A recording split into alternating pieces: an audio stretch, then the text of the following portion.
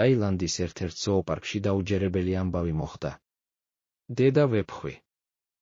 სულ ახლახან დედა გახდა. მაგრამ სიხარული დიდხანს არ გაგრძელდა, ის საკუთარ ბოკვერებს მალევე გამოეთხოვა. დაკარგვამ ვეფხვი მძიმე დეპრესიაში ჩააგდო. მან ჭამა შეწყვიტა, აღარ მოძრაობდა. ის მხოლოდ ითვა. თითქოს გული გაუჩერდა. ზოოპარკის თანამშრომლებმა გაიგეს, დრო აღარ იყო. თუ არაფერს მოიმოქმედებდნენ, ვეფხვი შიმშილით მოკვდებოდა.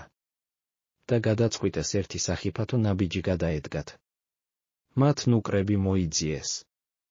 მაგრამ მათზე სპეციალურად დაასხეს ვეფხვის ზოლებიანი კოსტიუმები, მათი დედობრივი ინსტინქტის გასაბრუნებლად. და სასწაული მოხდა. დედა ვეფხვმა მაშინვე მიიკრა ისინი გულზე.